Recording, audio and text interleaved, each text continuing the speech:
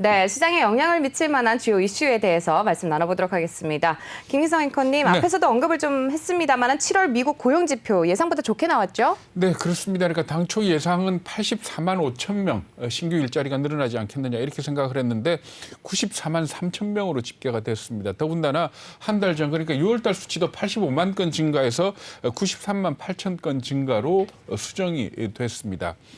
실업률로 따지면 실업자가 7월 한 달 동안에 78만 2천 명이 줄어들어서 870만 명을 기록했고 따라서 실업률은 5.4%, 0.5%포인트 크게 낮춰지는 그런 모습을 나타냈습니다.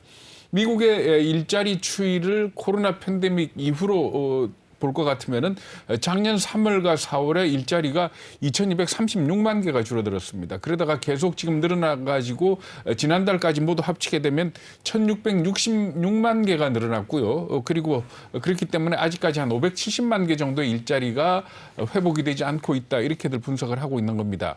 사실 7월 달에 신규 고용과 관련해서 크게 관심을 가졌던 이유는 뭔가 하면은 6월 달부터 추가 실업수당을 지급하지 않는 주들이 많아졌지 않습니까? 네. 대략 한 25개, 26개 이렇게 얘기를 하고 있습니다만은 이렇게 추가 실업수당을 지급하지 않으니까 경제활동에 참가하는 사람들이 늘어나지 않겠느냐 이렇게 예상을 했는데 경제활동 참가율을 보면은 한 달 동안에 26만 명이 늘어나가지고 61.7%를 기록을 했습니다. 그러니까 미국의 고용 상태가 가장 좋은 때가 작년 2월이었거든요. 네. 당시에 하고 비교를 하면 경제활동 참가율이 한 1.6% 정도 떨어지는 그러니까 상당히 많이 근접한 걸로 이렇게 보인다 이렇게들 얘기를 하고 있습니다. 그러니까 전반적으로 보면은 고용 지표가 빠르게 개선이 되고 있는 그런 상황으로 받아들이면 될 것 같습니다. 네, 이렇게 또 고용지표에 신경을 쓰는 이유는 연준이 테이퍼링의 기준으로 삼기 때문이 아닐까요? 네, 그렇습니다. 그러니까 연준이 늘 하는 얘기가 물가와 고용이다 이렇게 얘기를 하고 있는 데다가 어떻게 본다면은 고용을 갖다가 좀 더 중요시하는 듯한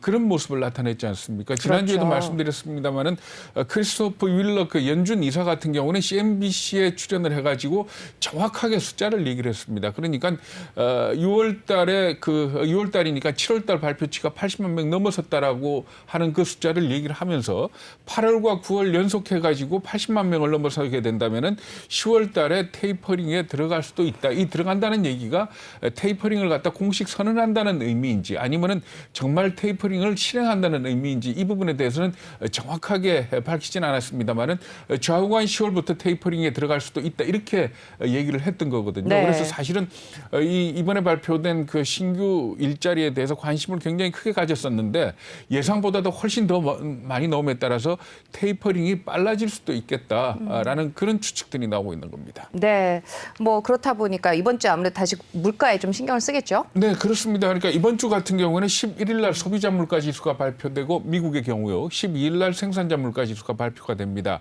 11일 날 발표될 소비자 물가 지수를 아무래도 지금 현재 눈여겨서 지금 기다리고 있는데 6월 달 같은 경우에 얼마가 나왔었는가 하면 0.9% 전월 대비 올라가지고 4.5% 근원 물가 지수로 따져가지고요. 4.5%가 올랐었거든요. 그런데 이번 경우에는 0.4%가 상승해서 전년 대비 4.3%로 좀 둔화되지 않겠느냐 이렇게들 예상을 하고 있습니다. 그러니까 고용은 좋아지고 물가는 예상보다는 그렇게 빠르게 오르지 않는 좀 둔화되는 모습을 나타낸다면은 연준 입장에서 테이퍼링의 당위성이 좀 강해지지 않겠냐 이런 전망들이 나오고 있습니다. 그런데 다만 한 가지 변수는 남아 있습니다. 변수 그러면은 역시 델타 변이 바이러스에 따라서 이게 미국 경제가 회복되는 속도가 혹시 둔화되는 것 아닌지 그렇게 된다면은 테이퍼링 속도가 조금 늦어질 가능성도 있지 않겠느냐 하는 이런 얘기들을 하는데 아무래도 이번 8월 달에 있는 잭슨홀 미팅, 26일이죠. 잭슨홀 미팅에서 이 테이퍼링과 관련한 중요한 얘기가 나올 것 같다라는 그런 얘기들을 하고 있습니다. 왜냐하면 잭슨홀 미팅이라는 게 미국 연준만 모이는 게 아니고 세계 중앙은행 총재들이 모이는 그런 행사 아닙니까? 네. 그런데 이 미국의 테이퍼링이라는 것 자체가 미국 경제만 영향을 미치는 게 아니고 전 세계에 영향을 미치는 거기 때문에 아무래도 테이퍼링에 대한 설명을 이번 잭슨홀 미팅에서 하지 않겠느냐. 작년 잭슨홀 미팅에서 무슨 얘기를 했었는가 하면 평균 물가제를 도입하겠다라고 얘기를 했었거든요. 그러니까 연준의 물가 상승률 목표치가 2%지만 평균으로 따져서 2%가 되는까지는 용인하겠다라는 그런 얘기를 작년 잭슨홀 미팅에서 했기 때문에 이번에도 아마 이 테이퍼링과 관련해서 중요한 얘기를 하고 테이퍼링의 시작 시기는 아무리 미국 경제가 고용이 호전이 된다 하더라도 현재 이 델타 변이나 이런 것들로 봐서는 역시 내년 초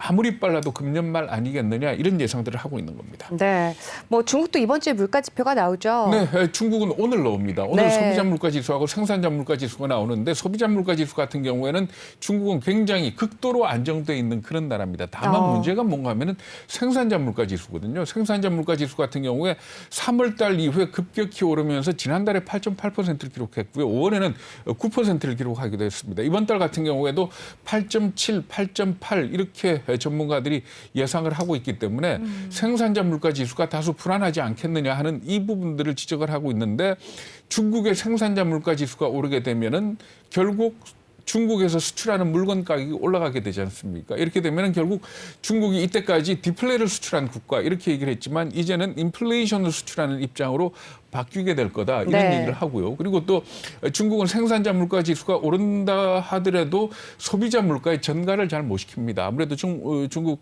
당국의 그 통제 때문에 이렇게 된다면은 아무래도 중국의 제조업이 조금 더 활기를 잃게 되고 경기 회복이 늦어질 수도 있지 않겠느냐 하는 이런 부분들을 지적을 하고 있는 겁니다. 그리고 이번 주 같은 경우 우리나라에서는 삼성과 관련된 일이 많죠. 오늘 네. 그 이재용 부회장의 가석방 심사가 있고요. 그리고 또 이번 주에 삼성전자의 갤럭시 폰, 폴더블 폰에 대한 이 공개 행사가 있기 때문에 결국 삼성전자의 주가 흐름에 따라서 우리 전체 지수가 움직이지 않습니까? 이렇게 그렇습니다. 본다면 아무래도 삼성전자와 관련된 얘기들이 이번 우리 주식시장을 갖다가 상당히 좀 흔들 그런 가능성이 있지 않느냐 이렇게들 예측을 하고 있습니다.